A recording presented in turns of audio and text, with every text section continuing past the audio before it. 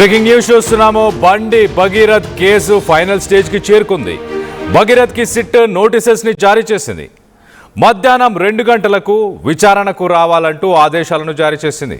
POCSO కేసులో notices జారీ చేసింది సిట్. పేట్ బషీర్బాద్ పోలీస్ స్టేషన్లో విచారణ జరగబోతుంది. బండి భగీరథ్ ప్రస్తుతానికి పరారీలో ఉన్నాడంటున్నారు పోలీసులు. భగీరథ్ ఆచూకీ కోసం వెతుకుతున్నట్లు పోలీసులు చెప్తున్నారు. ఇవాళ భగీరథ్ మరి విచారణకు హాజరవుతాడా లేదా అనే దానిపై ఉత్కంఠం నెలకొని ఉంది. నిన్న మరోసారి బాధితురాలి స్టేట్మెంట్ని రికార్డ్ చేశారు పోలీసులు. భగీరథ్ పలుమార్లు లైంగిక దాడికి పాల్పడినట్లు వివరించింది బాలిక. బాధితురాలి స్టేట్మెంట్తో మొత్తానికైతే BNS section 5 clause 1 with respect to 6 సెక్షన్లు అదనంగా పెట్టినట్టు తెలుస్తుంది పోలీసులు. నేరం రుజువైతే బండి కొడుక్కి కనీసం ఒక 20 ఏళ్ల కఠిన కారాగార శిక్ష పడే అవకాశం ఉంది. నిన్న నోటీసెస్ సర్వ్ చేశారు. ఆ నోటీసెస్ని రైట్ సైడ్ బాక్స్లో మనం చూస్తున్నాము. చాలా క్లియర్గా సెక్షన్ 5 క్లాజ్ 1 అలాగే 6 ఇవన్నీ కూడా దాంట్లో అదనంగా యాడ్ చేశాము రికార్డ్ చేసిన తర్వాత అంటూ. అలాగే బండి భగీరథ్ వాళ్ళ మేనమామకి ఈ నోటీసెస్ని సర్వ్ చేశారు. ఆ మేనమామని దగ్గరుండి భగీరథ్ని తీసుకురావాలి అంటూ కింద మనం చూడొచ్చు. To CH Vamshikrishna son of CH Rajanna అంటూ మొత్తానికైతే ఉంది బండి భగీరథ్ మేనమామ. అలాగే according to act of 2012 has been registered at the police station against you and others. Later, based on the statement of the victim, the section of law was altered to section 5 clause 1 and with respect to 6 of the Protection of Children from Sexual Offences Act 2012. So మొత్తానికి అయితే 2012 యాక్ట్ని అలాగే ఆ BNS section 5 clause 1 వీటన్నిటిని include చేశాము.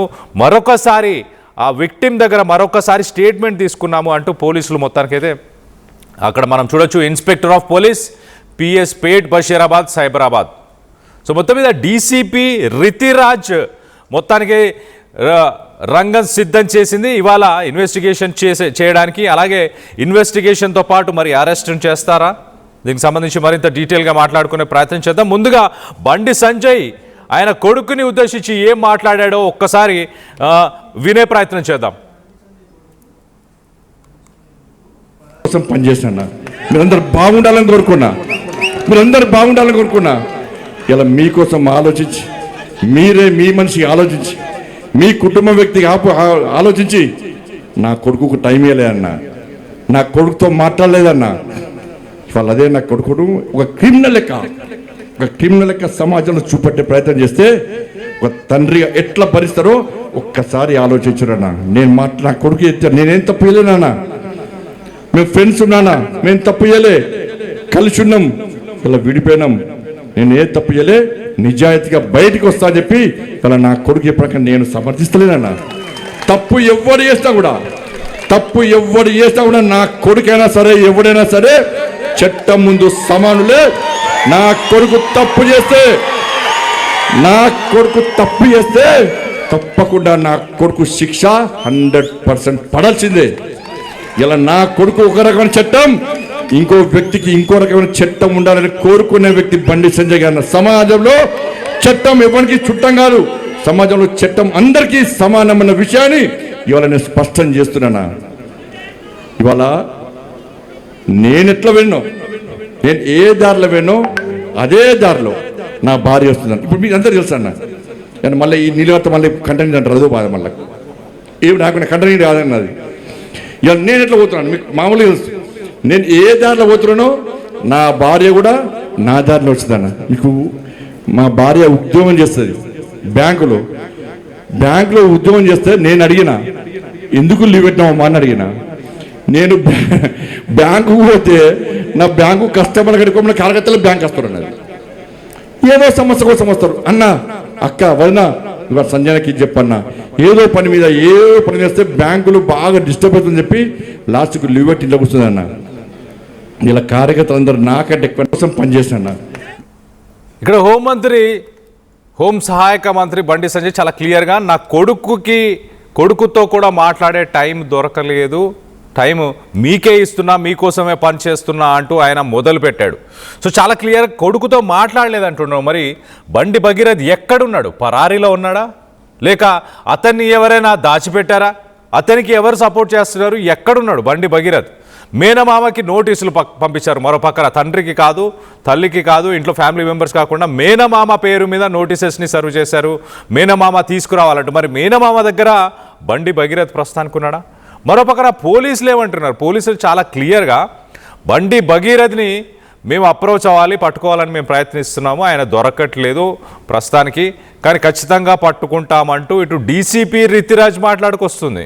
ఈయన Bandi Sanjay home శాఖ మంత్రి, సహాయక మంత్రి బండి సంజయ్ ఏం చెప్తున్నారు? ఆయన ఏమంటున్నారు? చాలా క్లియర్గా, నా కొడుకుతో మాట్లాడే టైం కూడా దొరకలేదు, నేను మీకోసమే పనిచేస్తున్నాను, మీకు టైం ఇవ్వడానికే ఉన్నాను, నా వైఫ్ కూడా బ్యాంకులో ఉద్యోగాన్ని మానేసింది, ఎందుకు అక్కడికి వెళ్ళి అన్న బండి సంజయ్ అన్నకి ఇది చెప్పండి అది చెప్పండి అని నా మిస్సెస్ దగ్గరికి, నా వైఫ్ దగ్గరికి వెళ్ళి ఇబ్బంది పెడుతున్నారు కాబట్టి తను ఉద్యోగం కూడా మానేసింది, మేమంతా ప్రజాసేవ కోసమే ఉన్నాం, నా కొడుకుతో నేను మాట్లాడాను అని మళ్ళీ మొదటగా కొడుకుతో మాట్లాడడానికి కుదరలేదన్నాడు. దాని తర్వాత కొంచెంసేపు అయినాక నా కొడుకు ఏం చేయలేదని నాకు చెప్పాడు అని కూడా అన్నారు. ఒక్కసారి పీసీఆర్ ఒక్కసారి ఆ బండి సంజయ్ బయటను ఒక్కసారి ఒక 30 సెకండ్స్ ఒక్కసారి ప్లే చేయరా? ఒక్కసారి చూడండి. మొదటగా మీరందరూ బాగుండాలని కోరుకున్నా, ఇలా మీకోసం ఆలోచించి, మీరే మీ మనిషి ఆలోచించి, మీ కుటుంబ వ్యక్తికి ఆలోచించి నా కొడుకుకు టైం ఇవ్వలే అన్న, నా కొడుకుతో మాట్లాడలేదన్నా. ఇవాళ అదే నా కొడుకును ఒక క్రిమినల్ లెక్క సమాజంలో చూపెట్టే ప్రయత్నం చేస్తే ఒక తండ్రిగా ఎట్లా భరిస్తారో ఒక్కసారి ఆలోచించురన్నా. నా కొడుకు నేనేం తప్పు చేయలేనా? మేము ఫ్రెండ్స్ ఉన్నానా? మేము తప్పు చేయలే, కలిసి ఉన్నాం, ఇలా విడిపోయినాం, నేను ఏ తప్పు చేయలే, నిజాయితీగా బయటికి వస్తా అని చెప్పి ఇలా నా కొడుకు ఎప్పటికీ నేను సమర్థిస్తలేనన్నా. తప్పు ఎవరు చేసినా కూడా నా కొడుకైనా సరే ఎవడైనా సరే చట్టం ముందు సమానులే.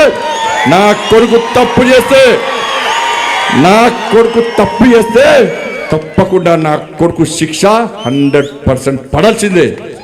ఇలా నా కొడుకు ఒక రకమైన చట్టం, ఇంకో వ్యక్తికి ఇంకో రకమైన చట్టం ఉండాలని కోరుకునే వ్యక్తి బండి సంజయ్ గారు. సమాజంలో చట్టం ఎవరికి చుట్టం కాదు, సమాజంలో చట్టం అందరికీ సమానమైన విషయాన్ని ఇవాళ నేను స్పష్టం చేస్తున్నానా. ఇవాళ నేను ఎట్లా వెళ్ళినో, నేను ఏ దారిలో వెళ్ళినో అదే దారిలో నా భార్య వస్తుందని ఇప్పుడు మీకు అందరూ తెలుసు అన్న. నేను మళ్ళీ ఈ నిలవత మళ్ళీ కంటెంట్ అంటారు, అదో బాధ మళ్ళీ ఏమి నాకు కంటెంట్ కాదన్నది. ఇవాళ నేను రైట్, మొదటగా నా కొడుకుతో మాట్లాడడానికి టైం దొరకలేదని చెప్పేసి బండి సంజయ్ చెప్పడం జరిగింది.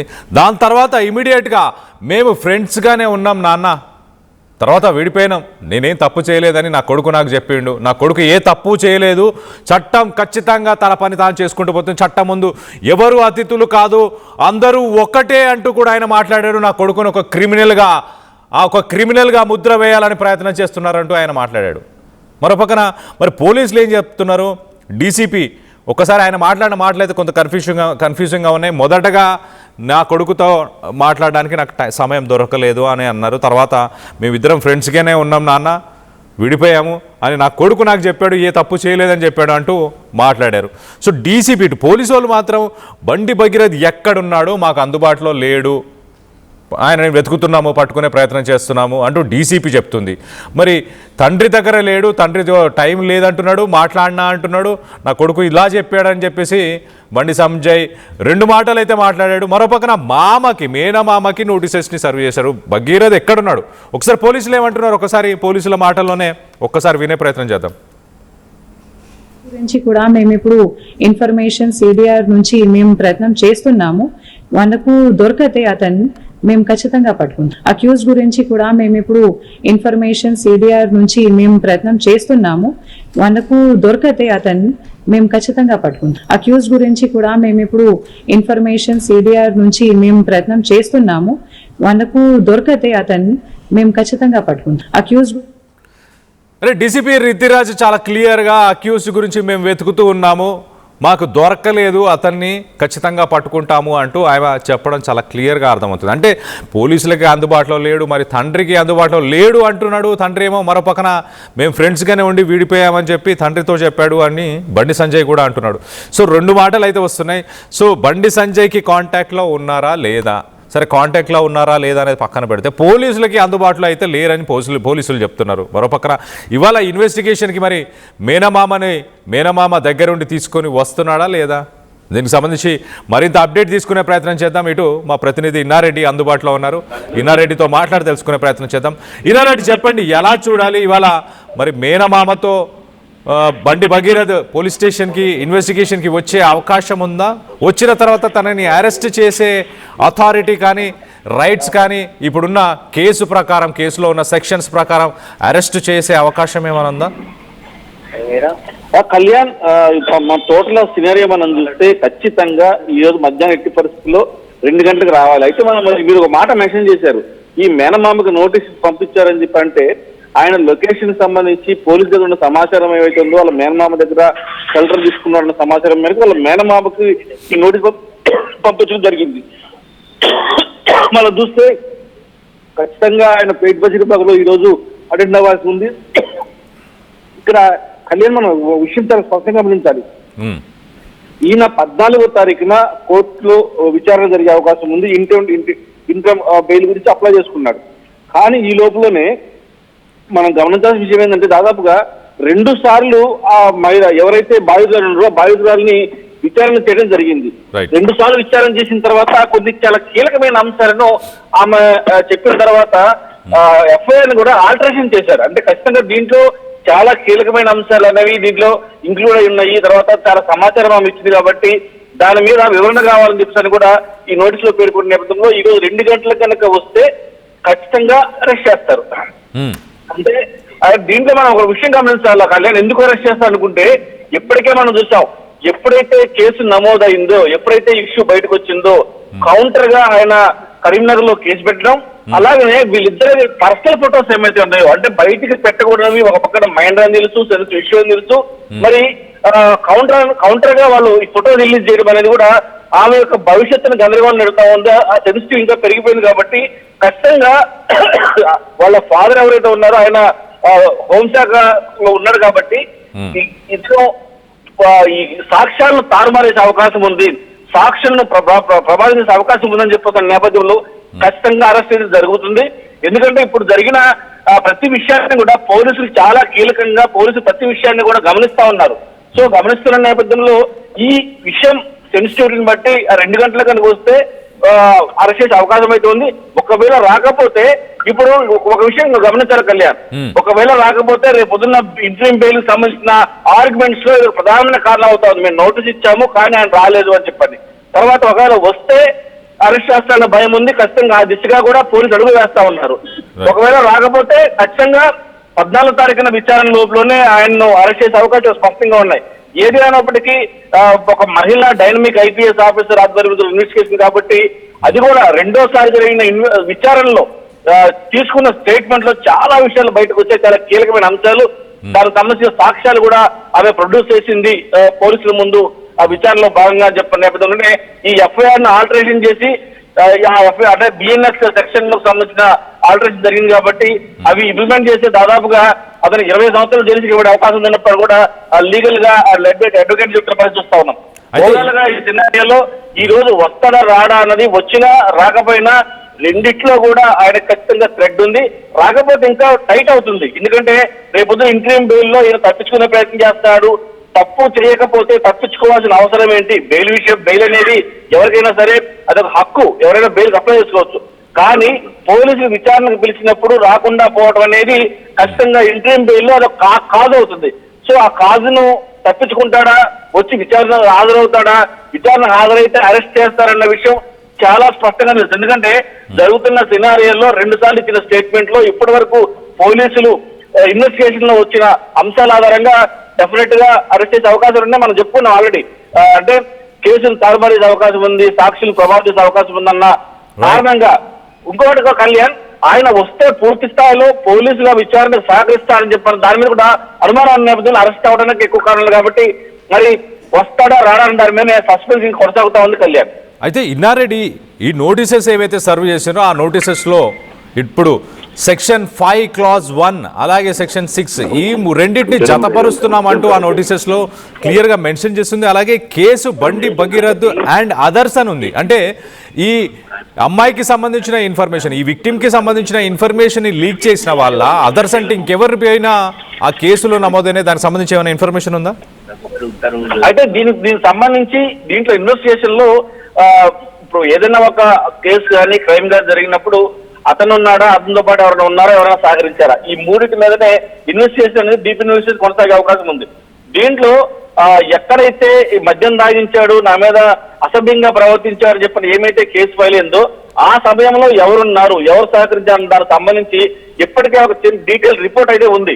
సో దాంట్లో సహకరించిన వ్యక్తులకు సంబంధించిన డేటా తీసుకున్నారు, వాళ్ళని కూడా విచారణ చేస్తా ఉన్నారు, వాళ్ళ దగ్గర కొంత సమాచారం సేకరించారు. ఇదే కాకుండా ఈ ఇన్సిడెంట్ ఏమైతే ఒక బాధితుల ఇన్సిడెంట్ చెప్పిన తర్వాత నిజంగానే ఆ టైంలో ఆమె అక్కడ ఉందా, ఆ లొకేషన్ లో ఉందా, ఎవరు సహకరించారు, ఎవరెవరు ఉన్నారు అన్న అన్ని అంశాలు, కాల్ డీటెయిల్స్, తర్వాత ఇప్పుడు బండి భగీరథ బండి జరుగుతుందని ఊహించదు కాబట్టి పార్టీకి పిలిచే ముందు కాల్ చేసే ఉంటాడు. ఖచ్చితంగా పార్టీకి పిలిచినప్పుడు ఎవరెవరు పిలిచాడు, ఎవరెవరు వచ్చారు, ఈ అమ్మాయితో ఎన్నిసార్లు కన్వర్సేషన్ చేశాడు, చాటింగ్ హిస్టరీ, కాల్ హిస్టరీ, ఇవన్నీ కూడా ఈ కేసులో పరిగణ తీసుకుంటారు కాబట్టి ఖచ్చితంగా టెక్నికల్ ఎవిడెన్స్ అనేది దీంట్లో చాలా కీలకంగా మారే అవకాశం కనిపిస్తా ఉంది. దీంట్లో సహకరించిన వ్యక్తులకు సంబంధించిన ఒక డేటా కూడా రెడీ అయిపోయింది. అంటే ఇప్పుడు భగీరథ ఇచ్చిన స్టేట్మెంట్ ఆల్రెడీ బాధితురాలు స్టేట్మెంట్ ఇచ్చింది కాబట్టి ఒక కంక్లూజన్కి వచ్చారు. భగీరథ ఇచ్చిన స్టేట్మెంట్ ప్రకారం కూడా దీన్ని ఇంకా కొంచెం డెవలప్ చేసే అవకాశం ఉంది ఎఫ్ఐఆర్ ని. కానీ భగీరథ సహకరిస్తాడు అన్న దాని మీద పోలీసులు కూడా కొంత డైనమాలో ఉన్నారు. ఎందుకంటే ఆయన ఎంతప్పటికీ తప్పు చేయలేదనే ప్రయత్నం చెప్పుకునే ప్రయత్నం చేస్తా ఉన్నాడు. తర్వాత అలాగనే మనం చూస్తాం, తండ్రి హోంశాఖ సహాయ మంత్రిగా ఉండి ఆయన ఒకసారి కలవలేదని చెప్పంటాడు, ఒకసారి కలిశాడు తప్పు చేయలేదని చెప్పంటాడు, తప్పు చేస్తే శిక్ష అనిపిస్తారని చెప్పంటాడు. అంటే ఈ మాటలన్నీ కూడా ఎక్కడ కూడా పొంతలేని సమాధానం అని చెప్పంటారు పోలీసు భాషలో. సో ఇట్లా పొంతలేని సమాధానం తండ్రి చెప్పడం, ఇతనేమో దీనికి సంబంధించిన ఎవిడెన్స్ అన్ని కూడా సోషల్ మీడియాలో తొలిగా చెప్పడం. సో ఇవన్నీ విషయాల్లో పోలీసు మాత్రం స్ట్రైట్ ఫార్వర్డ్ గా ఒక ఎఫ్ఐఆర్ ఫైల్ అవ్వడం, దీంట్లో బాధితులకు సంబంధించిన 2 సార్లు ఏమైతే ప్రజలు స్టేట్మెంట్ ఇస్తున్నారో ఆ స్టేట్మెంట్ తగ్గ ఎవిడెన్స్, టెక్నికల్ ఎవిడెన్స్, తర్వాత అవన్నీ సేకరించిన తర్వాత ఈ రోజు విచారణకు హాజరవుతాడా లేదా అన్నది అతని భవిష్యత్తులో ఎన్ని అవకాశం కనిపిస్తా ఉంది కళ్యాణ్. అయితే ఇన్నారెడ్డి ఒక గమనించాల్సిన విషయం ఏంటంటే ఇప్పటికీ ఒక 4 రోజులు గడిచినా కూడా మరి అరెస్ట్ ఎందుకు చేయలేకపోతున్నారు? ఇటు సోషల్ మీడియాలో కానీ చాలా చర్చ జరుగుతుంది, అతను ఒక రిసార్ట్లో ఉన్నాడని చర్చ జరుగుతుంది, లేదు దుబాయ్కి వెళ్ళిపోయాడు మళ్ళీ వస్తాడు అని చెప్పి ఒక తండ్రి దగ్గర ఉండే పంపించేశాడు వెనక నుంచి అంటూ చర్చ జరుగుతుంది. ఓవరాల్గా ఏ డిస్కషన్ జరిగినా కూడా తన అరెస్ట్ మాత్రం ఇప్పటిదాకా జరగలేదు. అంటే పోలీసులకి అంతు చిక్కట్లేదా తను ఎక్కడ ఉన్నాడా అని చెప్పేసి? పోలీసులకి చిక్కకపోవడము, పోలీసులకు దొరకపోవడం అనేది లేదు. ఆల్రెడీ పోలీసుల టార్గెట్ లో ఉన్నాడు. అంటే ఎక్కడెక్కడికి వెళ్తున్నాడు, ఎవరిని ఇప్పుడు మనం ఒక విషయం గమనించాలి కళ్యాణ్. ఇప్పుడు తండ్రికి వాళ్ళు ఉన్న ఇంటికి నోటీస్ పంపించుకుంటే, మేనమామ నోటీస్ పంపించారంటేనే అక్కడ అతని యొక్క కదలికలు ఎక్కడ ఉన్నాయి, ఎవరో సంరక్షణలో ఉన్నాడు, ఎవరి దగ్గర ఎవరితో కాంటాక్ట్ లో ఉన్నాడని చెప్పని తెలిసిన తర్వాతనే కాకపోయినా వాళ్ళ మేనమామ నోటీస్ పంపించారు.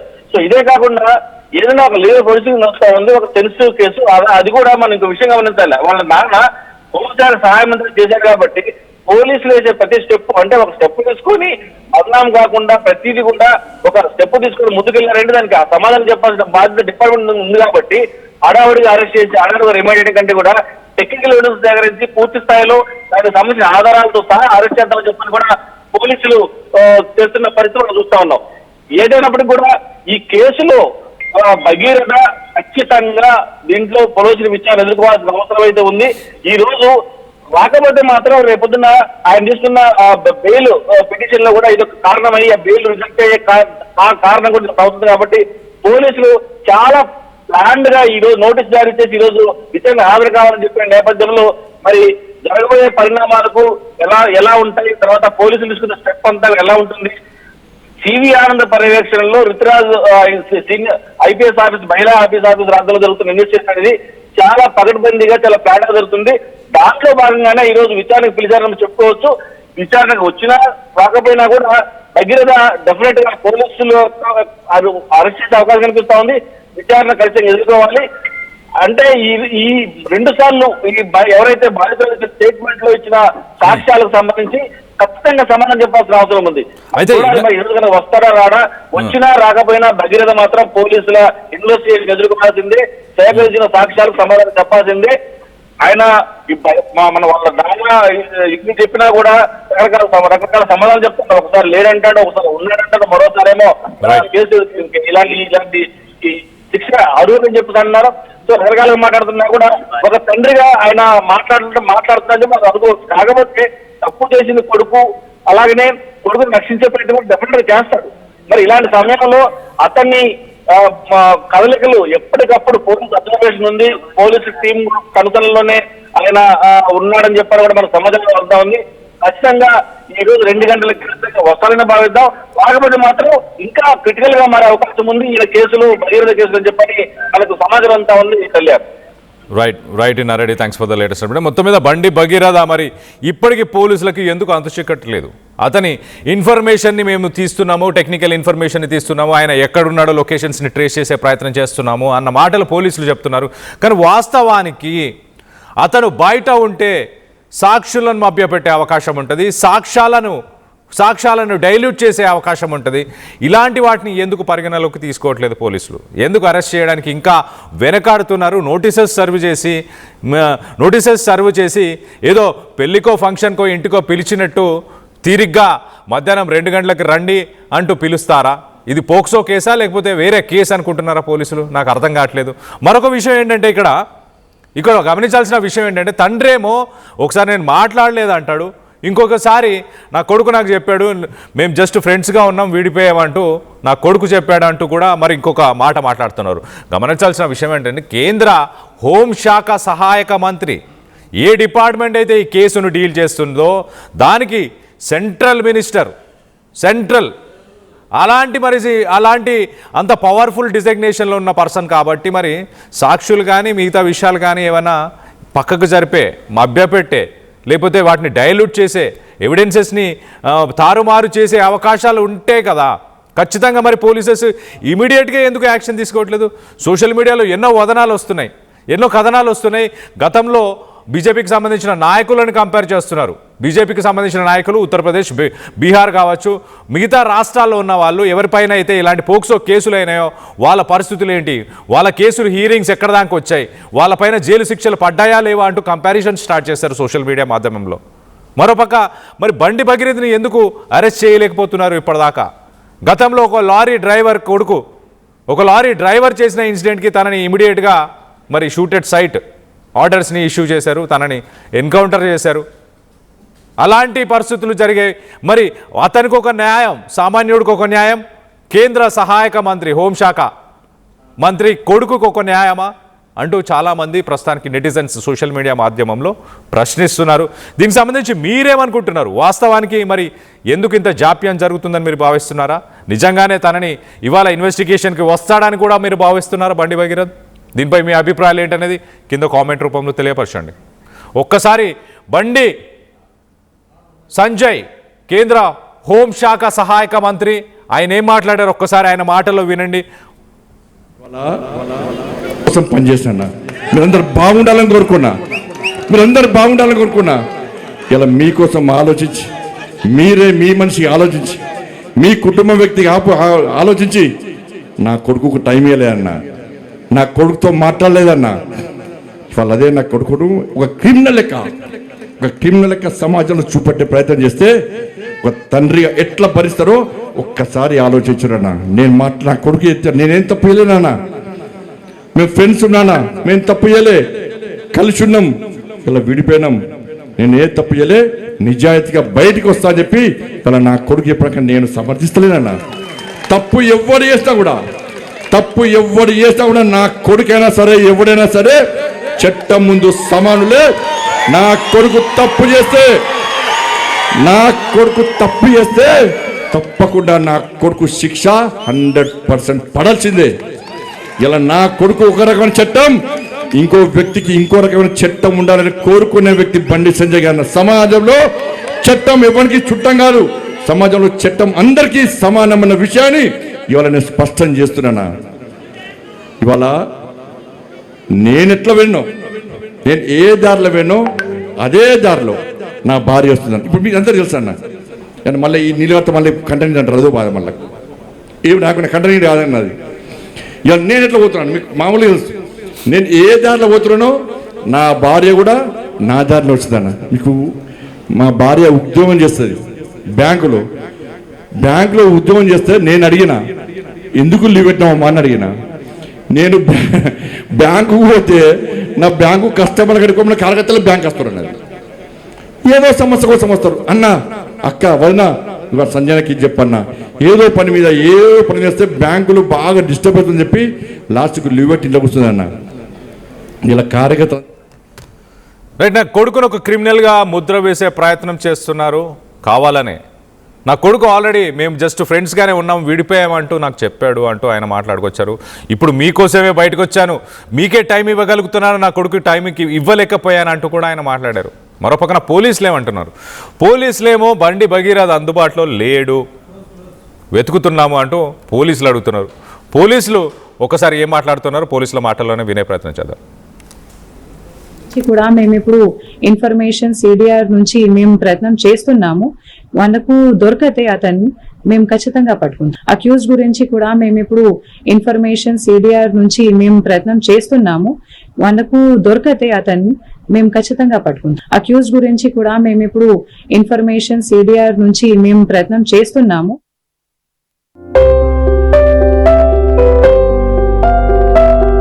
చిన్న చిన్న ఆనందాలు 35 ఏళ్లుగా నా జీవితంలో లేవు. 35 ఏళ్లుగా నేను డైపర్లలో బ్రతికాను. 6 సెంటీమీటర్ల ఫిస్టులా నా మూత్రాశయంలో లీకు కారణమైంది. ఎవరూ నాకు సహాయం చేయలేకపోయారు. ఏఐఎన్యూలో వైద్యులను కలిసే వరకు అక్కడ వారు రోబోటిక్ శస్త్రచికిత్సతో నాకు పరిష్కారం ఇచ్చారు. వారు నా ఆత్మవిశ్వాసాన్ని కూడా తిరిగిచ్చారు. Precision care makes it possible. The Center for Robotic Surgery at AINU